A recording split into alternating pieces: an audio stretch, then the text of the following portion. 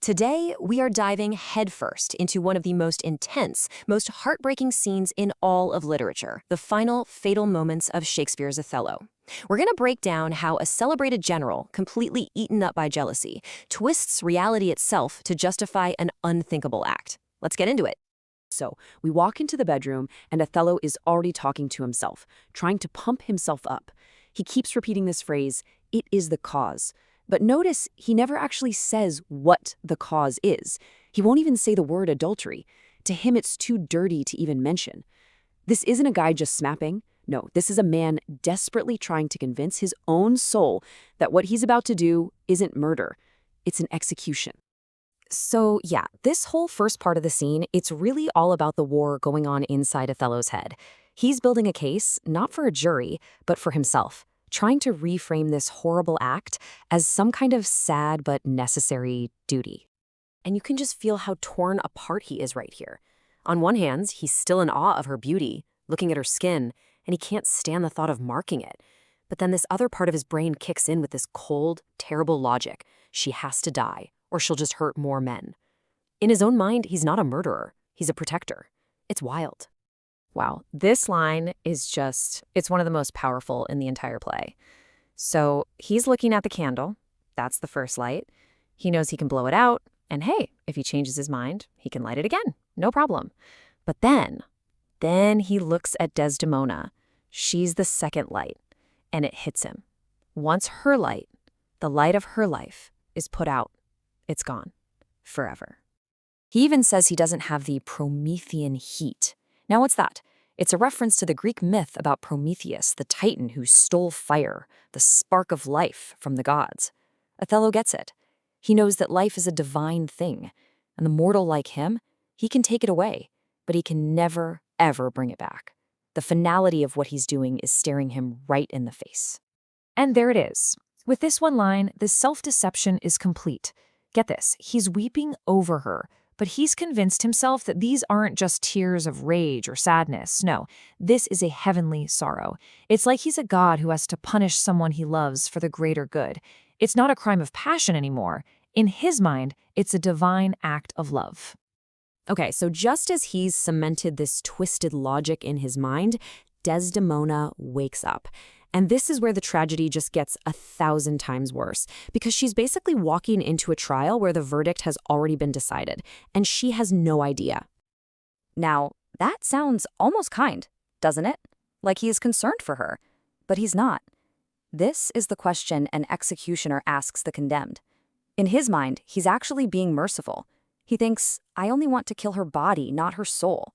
He's made himself her judge and her priest all in one. And again, listen to the language. This isn't an invitation to talk, to explain herself. It's a command. The case is closed. He's just giving her final instructions before the end. The disconnect between what he's thinking and what she's experiencing, it's absolutely chilling.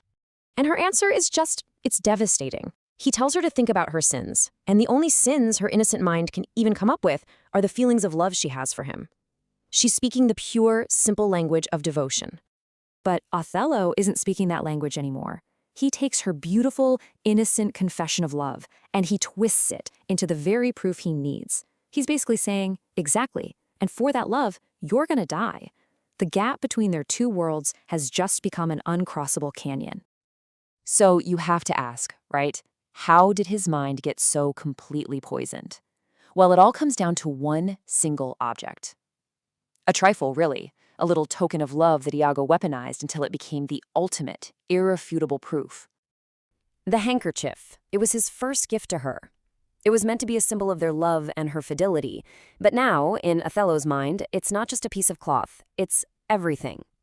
And since he's been tricked into believing she just gave it away, to him, that's the same as her giving herself away. So he accuses her, flat out, and her reaction is what any innocent person's would be. Deny it and demand proof. She says, no way, go get Cassio, ask him yourself. She's trying to appeal to reason, to facts, but she's talking to a man who is way beyond caring about facts. He only cares about what he believes is the truth. See, for Othello, at this point, seeing is believing. And we can't forget that Iago masterfully engineered this whole thing so Othello would see Cassio with it. That one visual was all it took. It was like a poison that hardened his heart completely, turning it, as he says, to stone. And this right here is the absolute heart of the tragedy. She is telling the 100% literal truth. Cassio did find it. She never gave it to him. But to Othello's poisoned mind, this just sounds like a weak, pathetic lie. He is literally deaf to the truth, even when it's spoken so clearly. So let's just break down how Othello's brain is working right now. It's like a closed loop. Any new information that Desdemona gives him, anything she says or does, it just gets fed into his jealousy machine and comes out as more proof of her guilt. This is just horrifying. When Desdemona begs him to call Cassio to prove her innocence, Othello hits her with this. He says Cassio already confessed, and now he's dead. The one witness who could save her has been silenced. And that silence, orchestrated by honest Iago, is twisted by Othello into a confession. Here's the fatal logic step by step. 1. Desdemona hears Cassio is dead and starts to cry. Why? She's terrified. She's just lost her only witness. 2. Othello sees her tears and tragically misinterprets them. He thinks she's crying for her dead lover. 3. For him, this is it. This is the final confirmation he needed. And 4. That's all it takes for him to feel completely justified in calling what he's about to do a sacrifice, not a murder. And that's it. His justification is locked in. The argument is over. Now all that's left is the act itself. You can feel the pace pick up as Desdemona realizes that reason has failed, and she starts frantically, desperately pleading for her life. Her desperation is just gut-wrenching. She's not even arguing her innocence anymore. She's just bargaining for time. A day, an hour, a minute. Kill me tomorrow. Let me live tonight. Just half an hour, just long enough to say one prayer. She's begging for moments from a man whose mind is already over the finish line. And Othello's response is just 3 words. Stark, absolute, final. It is too late.